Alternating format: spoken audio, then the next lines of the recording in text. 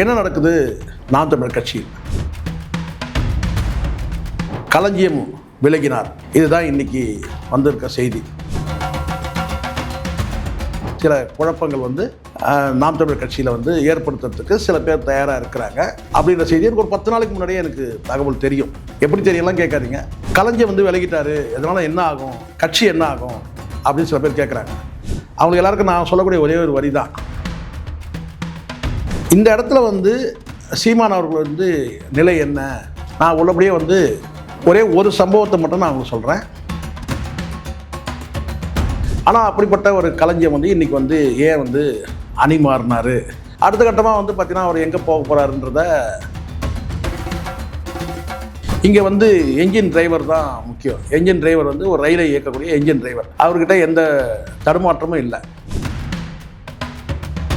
ரயிலில் பயணிக்கக்கூடிய பயணிகள் பார்த்தீங்கன்னா அவங்க ரயில் நிலையம் வரும்போது இறங்கிடுறாங்க. ஆனால் ரயில் என்ஜின் டிரைவர் அப்படி இறங்க முடியுமா? இறங்கினா என்ன ஆகும்? களஞ்சியம் சொல்லக்கூடிய ஒரு வார்த்தை என்னன்னா, சீமான் அவர்கள் தனிநபர் விமர்சனம் பண்ணுறாரு, எனக்கு அது பிடிக்கலன்னு. எனக்கு ரொம்ப சிரிப்பாக இருந்துச்சு அது படிக்கும்போது. ஆனால் அதுக்காக நான் கட்சி விட்டு விலகி போகிறேன்னு சொன்னால் இந்த களஞ்சியம் எப்போ போயிருக்கணும்?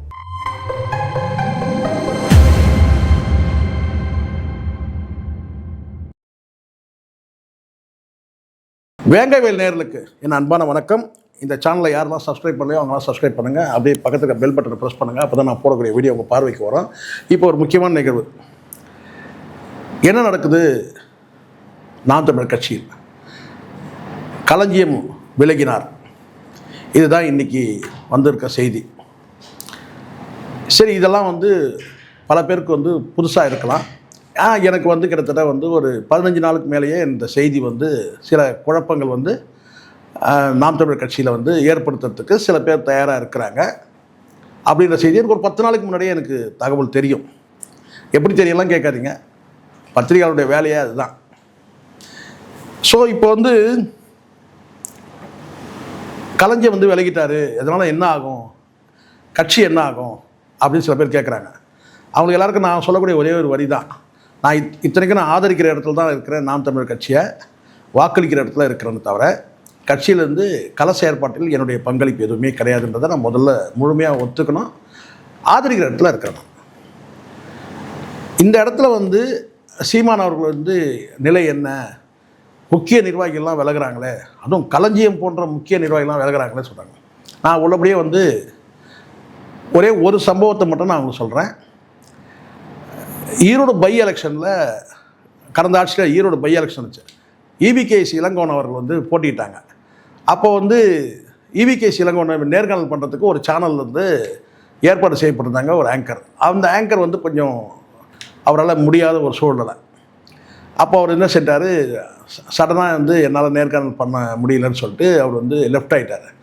அப்போ உடனே என்ன சொன்னாங்கன்னா, அந்த சேனல் நிர்வாகத்தில் இருக்கிறவங்க என்ன சொன்னேன், அண்ணா நீங்கள் நேர்காணல் பண்ண முடியுமான்னு கேட்டாங்க. எனக்கு ஒன்றும் பிரச்சனை கிடையாது, நான் நேர்காணல் பண்ணுறேன்னு சொல்லிட்டு ஐயா அவர் EVKS இளங்கோவன் இப்போ காலமாயிட்டார்.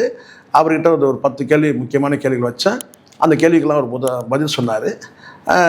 அதுக்கு பிறகு அந்த மதிய இடைவேளை கடந்து மறுநாள் காலையில் நினைக்கிறேன் ஒரு 11 மணி 12 மணி வாக்கில் நாம் தமிழர் கட்சியோட அந்த பணிமனைக்கு நான் போயிருந்தேன்.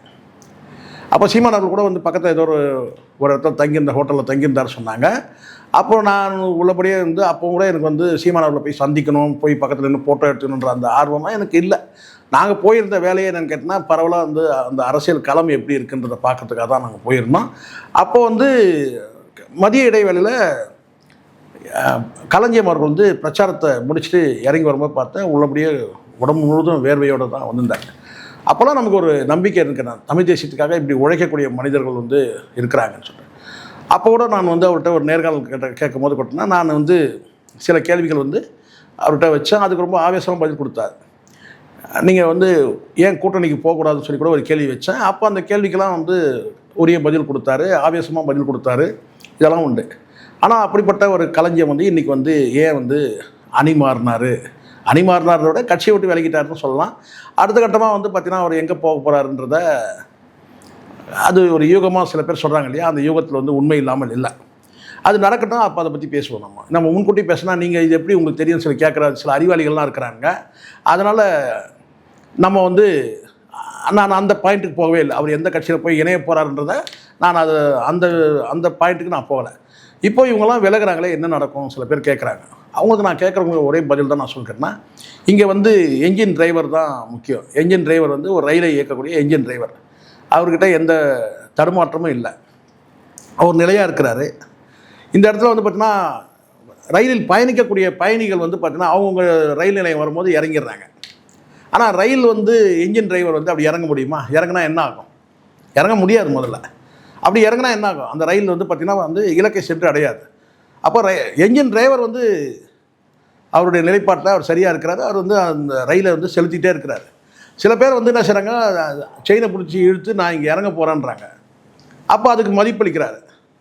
செயினை இழுக்கும்போது ஒரு சிக்னல் போகுது, அந்த சிக்னல் படி நிறுத்துறாரு, இறங்கி போயிடுறாங்க. அவ்வளோதான். இதே தான் உதாரணம். ஒரு ரயிலை இயக்கக்கூடிய இடத்துல தான் வந்து சீமான் இருக்கிறார். அவருக்கு இலக்கு எதுவும் தெரியும், அவங்க பயணிக்கிறார். இறங்கணும்னு கட்டாயமாக இறங்கணும்னு நினைக்கிறவங்க செயினை பிடிச்சி இழுக்கிறாங்க, இறங்கிடுறாங்க. ரயிலை உண்மையிலேயே எந்த இடத்துல நிறுத்தணுன்றது சீமான் அவருக்கு தெரியும். ஆனால் திடீர்னு வந்து இறங்கணும்னு நினைக்கிறவங்க செயினை பிடிச்சி இழுத்துறாங்க, உடனே அவங்கள வந்து இறங்கி. இவ்வளோதாங்க விஷயம், இவ்வளோதான் உதாரணம். ஸோ அதனால் வந்து இதனால் வந்து ரயில் என்ன நடந்துடும், ரயில் தடம் புரண்டுருமா, ரயில் கவிழ்ந்துருமா, என்ன நடக்கும், மோதிருமா எங்கேயாச்சும் போய்? எதுவுமே நடக்காது. ஏன்னா இந்த இடத்துல வந்து ஓட்டுநர் டிரைவர் அவர் சரியாக இருக்கிறார். அது லோக்கோ பைலட்னு சொல்லுவாங்க, அதுக்கு பேர். அது பின்னாடி கொடி காட்டுறவருக்கு வந்து கார்டன் பேர். இவர் வந்து ரயிலை இயக்குறவர் வந்து லோக்கோ பைலட்னு சொல்லுவாங்க. அதனால் ஒரு ரயிலுக்கு வந்து பார்த்திங்கன்னா லோக்கோ பைலட் தான் ரொம்ப முக்கியம், ஒரு டிரைவர் தான் முக்கியம். அவர் வந்து சீமான் வந்து சரியாக இருக்கிறார். பயணிக்கக்கூடிய சில நபர்கள் வந்து ஒரு அன்ஸ்டபிளாக இருக்கிறவங்க என்ன செய்கிறாங்க கேட்டிங்கன்னா, நான் இறங்கிறேன்ப்பா, நான் இந்த பயணத்தில் விரும்பலைன்னு சொல்லிட்டு செயினை பிடிச்சி இழுத்துட்டு இறங்கிறாங்க. இதுதான் நடக்குது. இப்போ சரி, இப்போ இந்த நபர்கள் இருந்தால் இப்படி வந்து இறங்கி இவங்கெல்லாம் எங்கே போய் ஐக்கியமாக போகிறாங்கன்னு சில ஒரு கேள்வி இருக்குது. இந்த இடத்துல என்னால் அனுமானத்தோடு இல்லை, ஏன் சில விஷயங்கள் வந்து பார்த்தீங்கன்னா சோர்சஸ்கள் மூலமாக வந்து சில தகவல் கூட வந்து இருக்குது. இவங்கெல்லாம் எதனால் திடீர்னு இப்படி ஒரு முடிவு எடுக்கிறாங்க, சரி முடிவு எடுக்கும் போது என்ன தகவல் சொல்லிட்டு போகிறாங்கன்றது ரொம்ப ரொம்ப முக்கியம். இதில் வந்து பார்த்திங்கன்னா இவர் கலைஞர் சொல்லக்கூடிய ஒரு வார்த்தை என்னென்னா, சீமான் அவர்கள் வந்து தனிநபர் விமர்சனம் பண்ணுறாரு, எனக்கு அது பிடிக்கலன்னு. எனக்கு ரொம்ப சிரிப்பாக இருந்துச்சு அது படிக்கும்போது. சீமானுடைய இயல்புன்றது தனி மனித விமர்சனம் என்பது மேடைகளில் அல்லது சில நேரங்களில் பத்திரிகையாளர் கூட்டத்தில் கூட வந்து பார்த்திங்கன்னா வந்து இருந்திருக்கு. ஆனால் அதில் ஏதாவது உள்நோக்கம் இருக்கா, வன்மம் இருக்கான்னு பார்த்தீங்கன்னா சத்தியமாக இருக்காது, இருக்கவே இருக்காது. ஆனால் மேடையில் வந்து பார்த்திங்கன்னா சில நேரங்களில் வந்து அது தனி மனித ஆட்டிடியூட் தான். அது வந்து பார்த்திங்கன்னா அவர் வந்து வெளிப்படுத்துகிற இங்கே ஒவ்வொருத்தருக்கும் ஒரு பாடி லாங்குவேஜ் இருக்குது. காமராஜருக்கு ஒரு பாடி லாங்குவேஜ்னா பெரியாருக்கு ஒரு பாடி லாங்குவேஜ், அண்ணாவுக்கு ஒரு பாடி லாங்குவேஜ்னா கலைஞருக்கு, எம்ஜிஆருக்கு ஒரு மாதிரி, இப்படி ஒவ்வொருத்தருக்கும் ஒரு ஆட்டிடியூடு வந்து அந்த பாடி லாங்குவேஜ் ஒன்று இருக்குது. தனி மனித இயல்பு மற்றும் அவருடைய பேச்சு தோரணைன்னு ஒன்று இருக்குது. அந்த வகையில் வந்து பார்த்தீங்கன்னா சீமான் அவருக்கு வந்து வன்மம் கிடையாது. ஆனால் மரியாதை குறைவாக பேசாமன்னா அது பேசக்கூடாது தான். ஆனால் அதுக்காக நான் கட்சி விட்டு விலகி போகிறேன்னு சொன்னால் இந்த கலைஞர் எப்போ போயிருக்கணும், எப்போ போயிருக்கணும்? நேற்று தான் பேசுகிறார் சீமான். சீமான் வழக்கமாக அவருடைய பேச்சுக்களை வந்து பார்த்திங்கன்னா வந்து எப்படி வந்து ஆண்டவனை நீங்கள் வணங்கக்கூடிய, நான் எனக்கு இறை நம்பிக்கை கிடையாது, இந்த ஆண்டவனை வணங்கக்கூடியவங்க வந்து வணங்கக்கூடியவங்க என்ன செய்வாங்கன்னா ஒருமையில் அவன் இவன் தான் பேசுகிறாங்க, ஆண்டவனையும் அவன் இவன் தான் பேசுகிறாங்க. ஐயோ கடவுளையே வந்து அவன் இவன் பேசிட்டான்னு சொல்கிறாங்க. கோயில் பூசாரி அப்படி தான் சொல்கிறாரு, எல்லாம் அவன் பார்த்துப்பான் அப்படின்றாரு. அதுக்காக வந்து கடவுளையே பூசாரி வந்து அவன் இவன் பேசுகிறா சொல்லுவோமா? நம்ம இன்னும் எத்தனையோ பேர் வந்து பார்த்தீங்கன்னா கடவுளை வந்து சொல்லும் போது பார்த்தீங்கன்னா அவன் இவன் தான் சொல்கிறாங்க. இங்கே சீமான் அவர்கள் வந்து பேசுகிறது வந்து அதுக்காக தான் நான் போயிட்டேன்னு சொன்னேன். இங்கே சரின்னு சொல்லி நான் வந்து ஒரு பதவியில் இருக்கிறவங்க, ஒரு உயர் பதவியில் இருக்கிறவங்க, இந்திய அரசியல் சாசனத்தின்படி ஒரு பதவியில் இருக்கிறவங்கள வந்து அப்படி பேசக்கூடாது தான். ஆனால் சீமான் அவர்கள் அப்படி பேசுகிறாருன்னா அவர் பேச்சுக்காக தான் நான் வெளியில் போகணுன்னு சொன்னால் எப்போ போயிருக்கணும்னு கேட்குறேன் நான். தனி மனித விமர்சனன்றது நேற்று தான் பண்ணுறாரா சீமான்? கிடையாது இல்லை. அப்போது ஒரு அசைன்மெண்ட்டுக்கு வந்துட்டீங்க, ஒரு ஆப்ரேஷன் கீழே வந்துட்டீங்க நீங்கள், அது எனக்கு தெரியும். இன்னும் வந்து இதுக்கெல்லாம் வந்து ஆதாரம் கேட்டால் ஆதாரம் தர முடியாது. ஒரு அசைன்மெண்ட்டுக்கு வந்துட்டீங்க. காரணம் கேட்டிங்கன்னா உங்ககிட்ட வந்து எதுக்காக இந்த விலகல்னு பார்த்தீங்கன்னா இங்கே ஒரு குழப்பம் இருக்குது. திராவிட எதிர்ப்பா திமுக எதிர்ப்பான்றது. நீங்கள் எல்லாம் திமுக மீதான வந்து எதிர்ப்பு நிலை உள்ளவங்களாம் நீங்கள் என்ன செய்றீங்கன்னா உங்களுக்கு ஒரு மாற்று எதிர்ப்பாளர் தேவைப்படுது. நேற்று வரைக்கும் சீமான் அவர்கள் இருந்தார். சீமான் வந்து இப்போ வந்து கல்யாணத்துக்கெல்லாம் போகிறாரு, கை கொடுக்குறாரு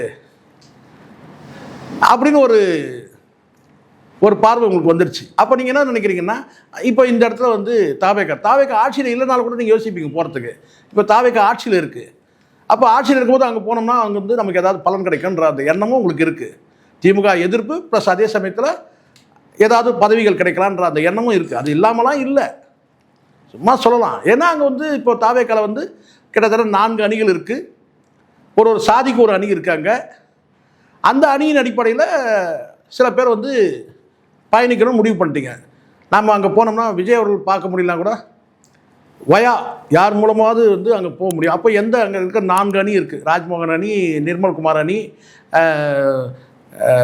புஷியானந்த் அணி, ஆதவ் அர்ஜுனா அணி. ஒரு அணியில் போய் இயங்கலான்ற ஒரு முடிவுக்கு வந்துட்டீங்க. அது வந்து நீங்கள் வந்து உங்களுடைய நிலைப்பாடை நான் வந்து நீங்கள் ஏன் போகிறீங்கன்னு நான் கேட்குற இடத்துல நானும் கிடையாது. நாம் தமிழ் கட்சியில் இருக்க கூட கேட்கலாம், நான் கேட்க முடியாது. நான் ஆதரிக்கிற இடத்துல இருக்கிற நான் வந்து நீங்கள் ஏன் இந்த கட்சி வந்து அந்த கட்சிக்கு போகிறீங்கன்னு கேட்க முடியாது. ஆனால் நீங்கள் போகிற இடத்துலையாவது விசுவாசமாக இருங்கன்னு தான் நான் சொல்கிறேன். ஒரு 10 ஆண்டு காலம் இங்கே விசுவாசமாக இருந்து தமிழ் தேசியம் பேசிட்டு அதுக்கு முற்றிலுமாக மாற்று கருத்து உள்ள இடத்துல நீங்கள் போகிறீங்கன்னா நீங்கள் வந்து தமிழ் தேசியத்தின்படி நீங்கள் வந்து பயணிக்கலை.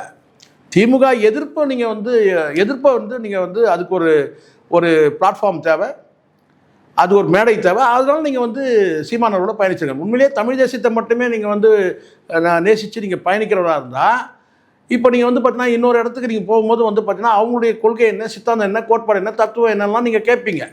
ஆனால் அதெல்லாம் பார்க்காம நீங்கள் வந்து பார்த்தீங்கன்னா தாவேக்காவை நீங்கள் ஆதரித்து நீங்கள் போகிறீங்கன்னு சொன்னால் உங்களுக்கு வந்து திமுக எதிர்ப்புக்கு வந்து ஒரு நபர் தேவை. நேற்று வரைக்கும் சீமான் வலிமையாக இருந்தார், 8.5% வச்சுருந்தார். இப்போ ஒரு 4.5% ஆகிட்டார், 4% ஆகிட்டார். அப்போ இங்கே வந்து தாவேக்கா ஆட்சியில் வேறு இருக்குது. அப்போ அங்கே பயணிக்கலான்னு ஒரு முடிவுக்கு வந்துட்டீங்க. அப்போ உங்களுக்கு வந்து கொள்கை அரசியல் கிடையாது, சித்தாந்த அரசியல் கிடையாது. திமுக எதிர்ப்புன்ற அந்த ஒரே ஒரு இலக்கு தான் உங்களுக்கு. அந்த ஒரு இலக்கின்படி நீங்கள் வந்து அங்கே போகிறீங்க. நாளைக்கு அங்கே வந்து பார்த்தீங்கன்னா ஏதாவது ஒரு மாற்று கருத்து கேட்டால் அதுக்கு யார் எதிர்ப்புன்னு பார்ப்பீங்க. தாவேக்காக்கு யார் எதிர்ப்பு, அன்றைக்கி என்ன கட்சி இருக்குதுன்னு பார்ப்பீங்க. அப்போ உங்களுக்கு வந்து பார்த்தீங்கன்னா வந்து தமிழ் தேசிய கொள்கையில் அந்த சித்தாந்தத்தின்படி நீங்கள் வந்து உங்களுடைய பயணம் இல்லைன்றது தெளிவாயிடுது.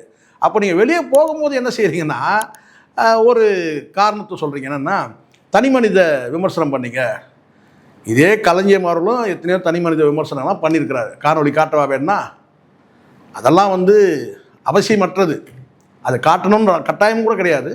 ஆனால் போகக்கூடிய நபர்கள் வந்து அங்கே ஒரே நிலைப்பாட்டில் அங்கேயாவது நிலையாக இருங்க, அங்கேயாவது மாறிடாதீங்க அப்படின்றது தான் என்னுடைய பார்வை. போகிற இடத்துல வந்து நீங்கள் வந்து தனி மனித விமர்சனம் யாரும் வந்து பண்ணாத தலைமையானு கொஞ்சம் பாருங்கள். அங்கே இருக்கிற யாராக இருக்கட்டும், தாவேக்கால இருக்கட்டும், தனி மனித விமர்சனம் பண்ணுறவங்க தான்.